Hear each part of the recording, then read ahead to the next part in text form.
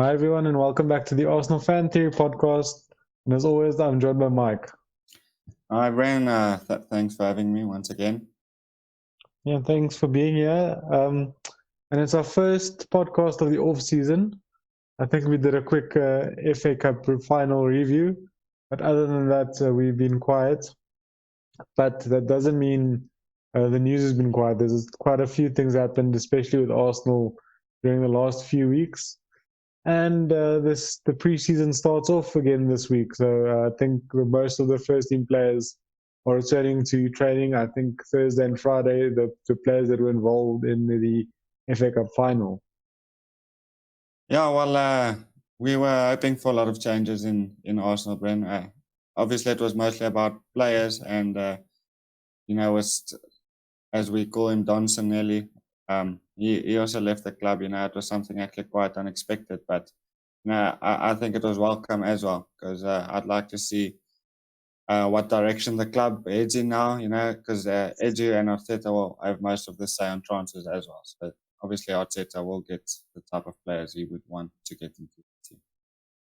Yeah, well, now that you brought up Rahul's sudden departure, we would say, because the news came quite out of the blue.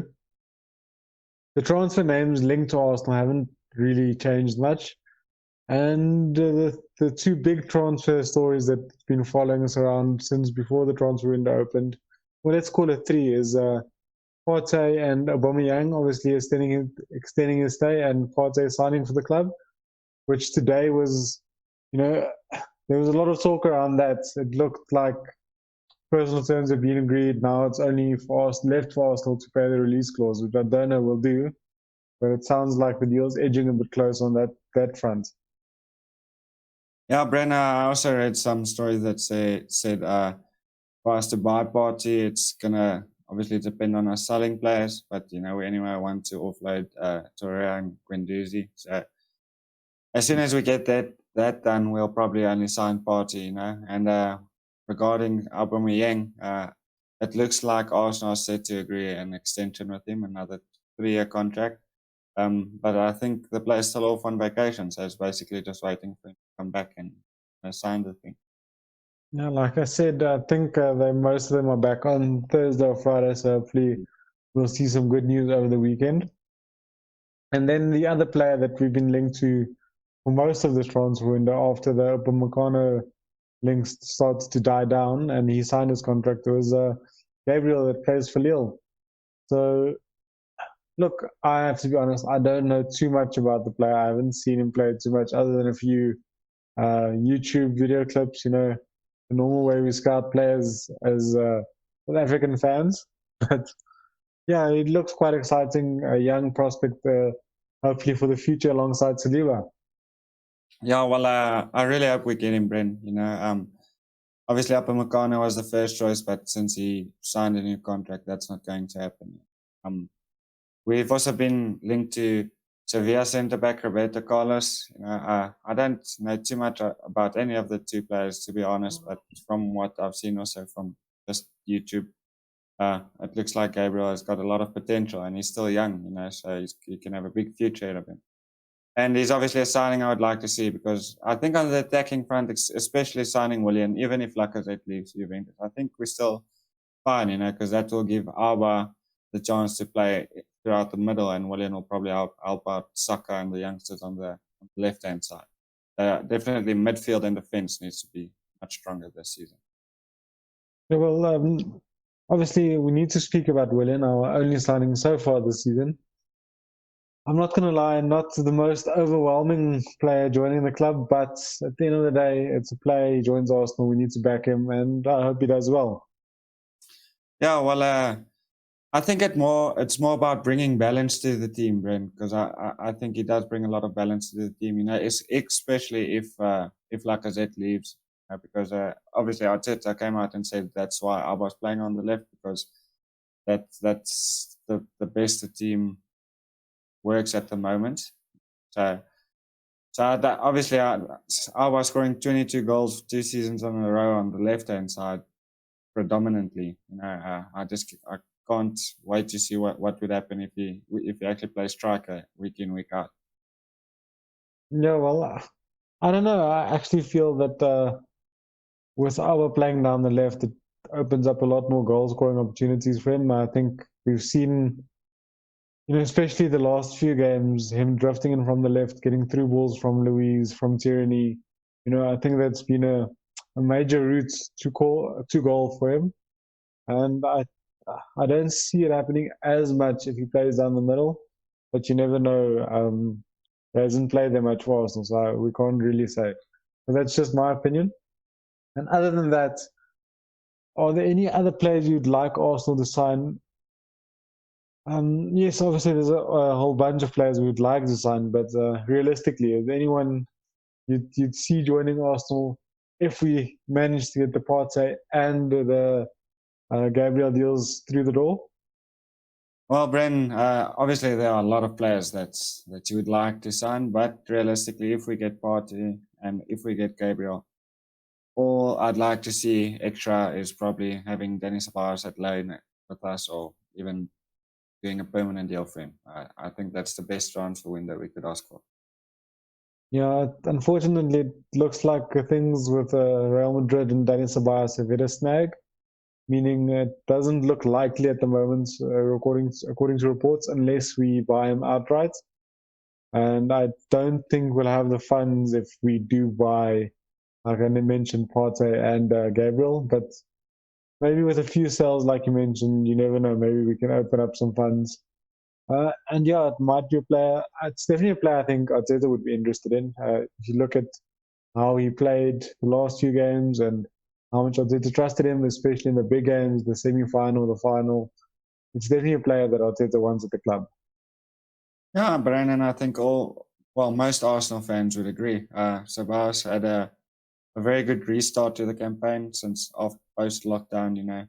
Um, I think most Arsenal fans would like to see him wear the Arsenal shirt again next season. Otherwise, if it has to be a permanent deal and we can't get it, I would see Arteta maybe going for to loan another midfielder just to get a bit of extra squad depth, especially if Torreira and Guendouzi leaves. Yeah, well, let's talk about the outgoings. The big one that everyone's been talking about is obviously the Guendouzi and his current situation. But I saw your conversation with Dean on the WhatsApp group. It seems like the players don't, or teams don't want Guendouzi at the moment. Yes, he's a very promising talent, but do you think maybe his attitude, is maybe blocking any potential deal for him? Yeah, it looks like it, Brent, because about a month ago, when it was being reported that Guendouzi is being frozen out at Arsenal, it was the price should be around about 40 million for him. And now he's been linked to Emery's Villarreal for loan to buy for 30 million. So obviously, it's getting a lot more difficult to offload him. And it's actually quite typical that Emery would be the man to come and get him. Yeah, well, Unai was definitely the man that trusted him to, give him that chance in the midfield, a youngster. And you know what? Even if we sell him for 30 million, I think bought him for 7 million, a bad attitude, be a pretty good return on investment. But we'll have to wait that out and see. And the other big name that's been linked away from Arsenal this summer is obviously Lacazette with Atletico Madrid and recently Juventus being linked to him quite strongly, especially after the new signing of Andre Pirlo. At Juventus, it seems like he's keen on getting Lacazette in there. Well, that's the rumor. Well, Lacazette's also one of my favorite players. I know I just said about 5 minutes ago that I think Willian brings more balance to the side, but Lacazette is a top striker, and even though he didn't score that much goals this season, um, he was still like integral part to our play. He his link up play was great, and his hold up play was great as well, and that was a big part of our counter attacking football. But saying that Lacazette to Juventus kind of makes sense to me because they are in need of a class striker, and Lacazette's exactly that.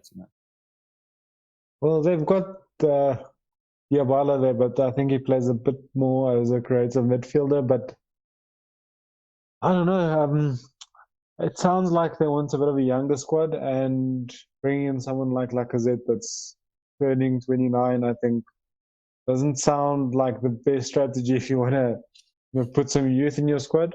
but I would be more than happy to keep Lacazette at Arsenal. Yeah, I think we all saw, especially the last, I think, 2 or 3 weeks, how much he actually brings to this team when he's on form, on song. And yeah, he needs to go, but I think he needs to go for the right price. Nothing less than, I would say, 50 million because we bought him 55, but the rumors are 35. So hopefully around 40, 45 mil would be, the minimum. Yeah, hopefully about 40 mil is also the lowest I would want for Lacazette. Right, and then obviously the big player that I think we can't go without talking about is Ozil. He's come out with an interview currently, I wouldn't say bashing the club, but not the kindest words to some of the top figures in the club. But yeah, it seems like he's going to be here for the remainder of his contract. He'll see out next year. Looks likely. Do you think we should, integrate him back into the squad for the last year, or do you think he should just sit on the bench, or not even on the bench, just collect his wages? Yeah, well, Bren, you don't want to see a player on that type of wages sitting around on the bench, But if he's not good enough, he's not good enough, Obviously, he lacks the intensity that Arteta wants to play with. I don't know what other problems there are, if it's due to his football or are there some issues behind the scenes, But if he can pick up his game, he came out and said he's come back before and he'll do it again. So if he can prove to all of us that he can play at a high level next season, then obviously play him as much as possible. But if he can't bring what he did in the first 3 seasons when Sanchez was still here, then obviously I'd rather start to integrate Emmy Smith Rowe a lot more into the first team.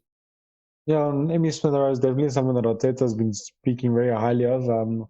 I've seen him talk up Emmy, so hopefully he is part of Arteta's plan. It's a player that I also really like and rate. I think he's got a bright future. Personally, I thought he was a bit further down the line than someone like Joe Willock was. But obviously, due to injuries, loans that didn't go to plan, maybe he's fallen a bit down the pecking order. Hopefully, he can pick that back up once he's back at the club. And other than that, I hope we get to offload some deadwood. I think the likes of Mohamed El Nani. I hope we get this Mkhitaryan deal through. Even someone like Socrates, even though I like him, I don't see him playing much. I think we need to get him off the books. Let's say we get a few of those deadwood players off, and we sign all the players we mentioned. So it's on top of the Willian, it's Aubameyang signs his contract. We get the Gabriel, we get Partey, and then we get what was the other one? Oh, Sabaya signed. Right. What would you rate that transfer window out of 10? Well, Bren, it would be somewhere close to an 8 out of 10, because obviously rather than Willian, you would like a player like Zaha, but the finances being what it is, if we want to get Partey and if we want to get Gabriel, you have to save a bit up front, and our attacking has been the best part of our game. So Willian is, like I said, a deal that makes sense. And obviously, in the midfield, you'd like to see someone like Jack Grealish come in, but he's obviously going to wait to. And getting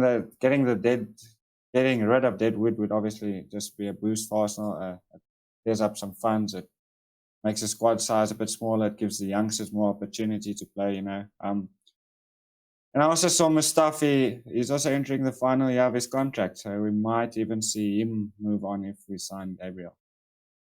Yeah, I'm just a bit concerned that he's got an injury. It's going to be a bit difficult to move him on. But I saw the image of his stats, while in the Premier League. It's not too far off actually Van Dijk's, but obviously Mustafi's got that error in him. So that's where he's really been letting himself down and also down. That would bring down his market value quite a bit. But the last two, well, especially since Arteta's arrived, he's been looking like a pretty decent centre back. So hopefully we can recoup some money from him. Yeah, well, Mustafi has actually looked good under Arteta. I would rather get rid of Louise as well with Socrates. Actually keep Mustafi. I don't know if he's a starter going into the future, but he's always a good option to have for FA Cup or Europa League or all those types of competitions. I agree. I would also rather see Mustafi at the club at the moment than Luis, but I don't think Luis is going anywhere. Okay, the final bit of transfer news on Arsenal's perspective I want to talk to you about is news that broke probably a week or two back that Maitland-Niles might leave the club if the right offer comes in. It's someone that I would not like seeing leaving the club. I think he's really progressed under Arteta. Yes, he had that bad spell where he was out of the team, and once he came back in, he really proved himself a big game player. Yeah, well, hopefully he doesn't get sold, because obviously Arteta said Maitland-Niles is one of the players he would like to keep, but the board obviously put him up for sale. And, that would probably have been Rual that did that, and he left the club. And most of the incomings and outgoings have to be green-lighted by Edu and Arteta at the moment. So hopefully, I also hope we can keep Maitland-Niles for another few seasons. Yeah, definitely a top prospect. I think we've really seen what he can do, especially in the semi-finals and the finals.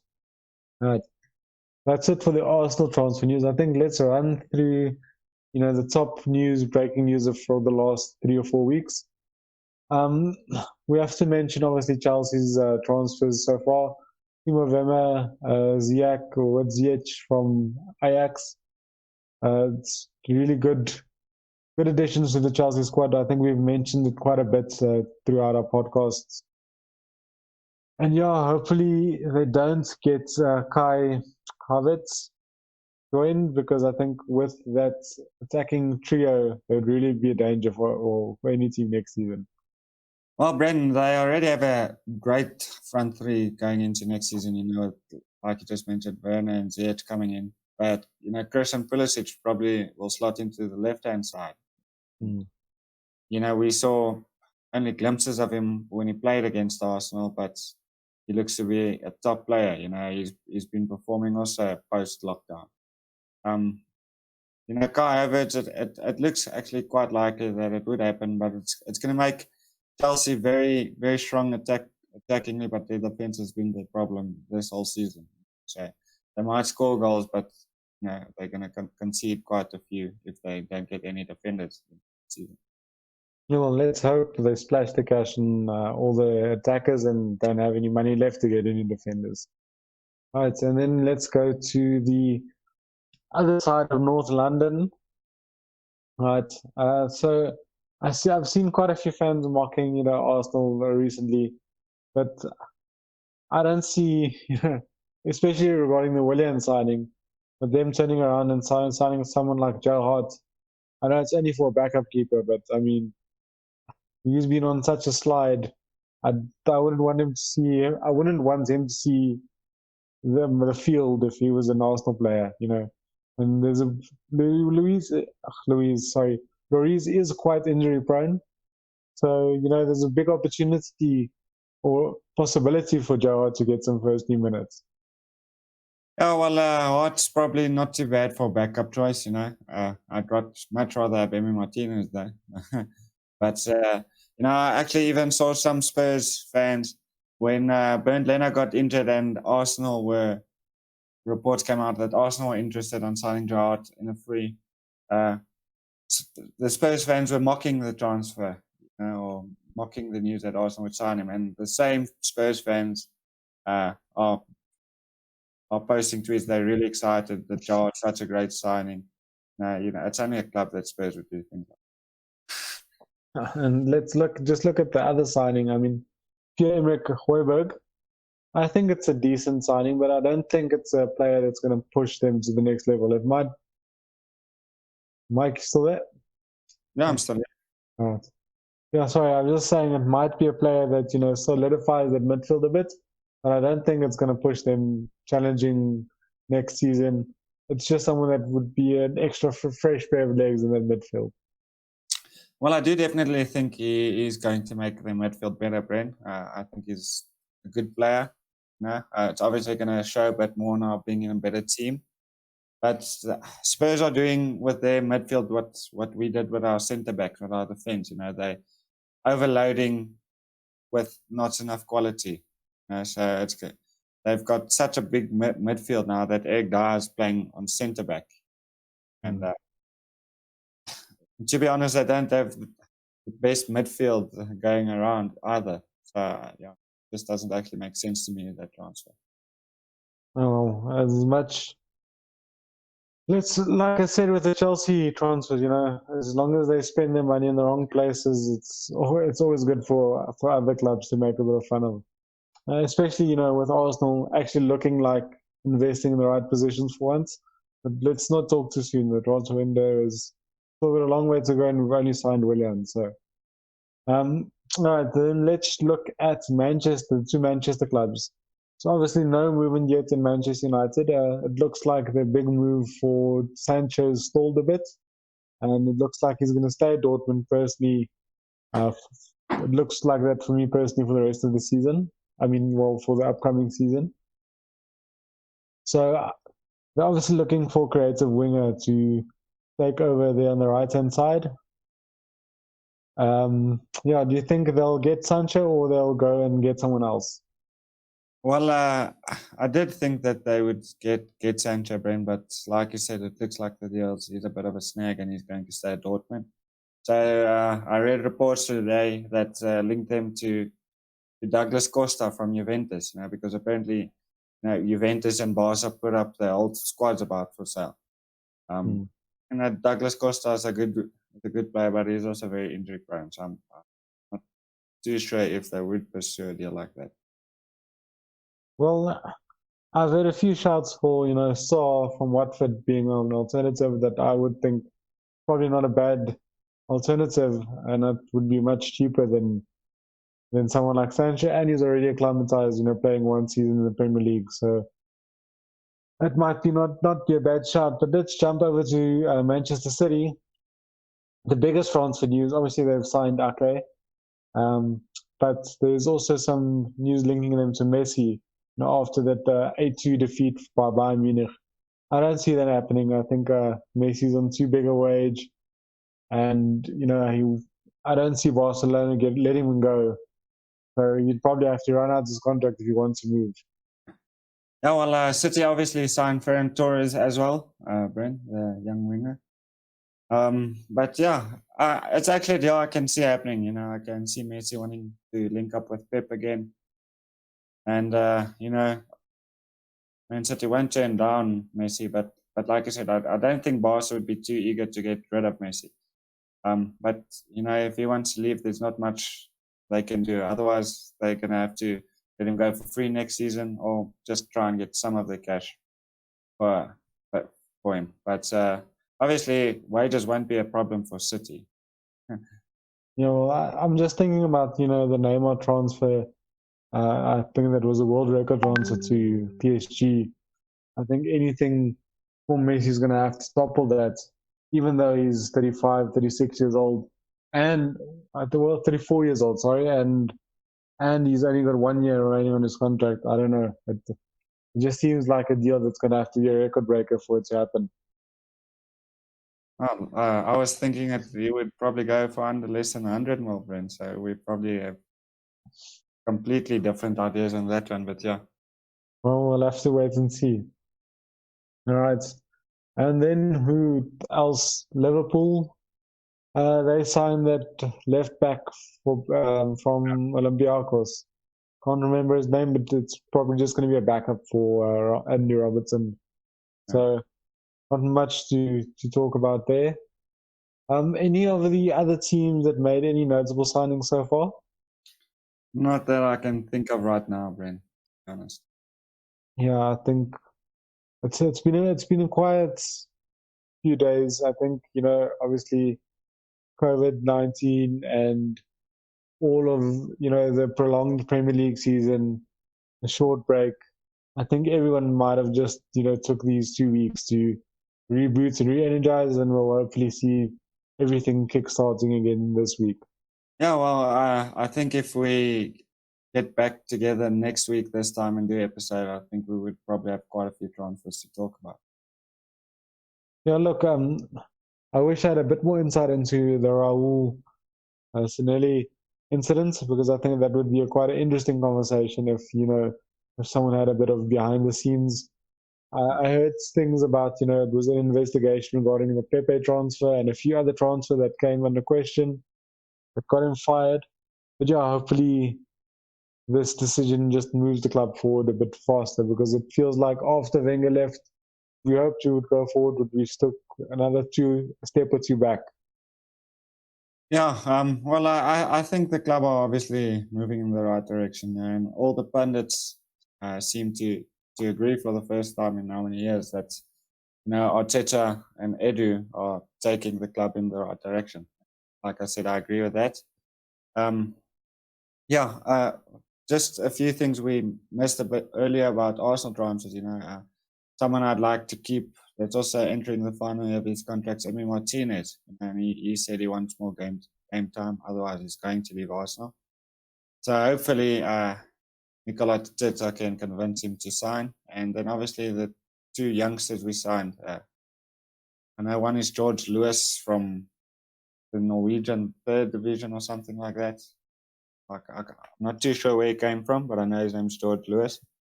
And then we also signed a free agent from Huddersfield. Today, yes, I saw that. It's I can't remember his name, but they said they described him as a combative midfielder. So yeah, and we signed him without him during a trial. So that's also very irregular. But apparently, the analysts were very impressed with his performances for them. So yeah, it's just a bit nervy that he was released by Huddersfield, I believe. I think it wasn't just a free transfer. It wasn't like he played out his contract. He was released by the club. So, but sometimes you find a diamond in the rough. You need to take a chance if this, like you mentioned, the analytics are behind the player. So yeah, well, and it's obviously for our younger teams, for the academies, under 23 is probably to strengthen them up, and hopefully they can be future first team players as well. So. Right. Well, Mike, I think we've covered most of the big news that's happened so far. Obviously, one thing we didn't mention was the Sané to Bayern Munich, but like I said, I think we also did mention that in the previous podcast because it's happened quite a while back. Yeah. Honorable mention before we go. Damn, I wish we still had Serge Gnabry, sorry. If you watch that thumping of Barcelona and obviously the Chelsea game before that, he was quite instrumental and quite key. I think he would really be a good asset to have in the team. Yeah, well, Bren, I remember a few years ago, even before we sold him, you were telling me that you would like to keep Gnabry. You think he's going to be a future star, and obviously you were proven right, because he's been looking like a world-class player recently for Bayern Munich. Yeah, so, well, you win some, you lose some. Hopefully Arsenal gets a few more wins during this transfer window and the upcoming future, because it feels like we've lost out on quite a few players in the last few years. Yeah, well, onwards and upwards, Ben. I don't think it can get too much worse than this season. Obviously the FA Cup helped a lot. Without that, I think the only way the season could be worse if we lost the final. Yeah, it does put a bit of gloss over the whole season.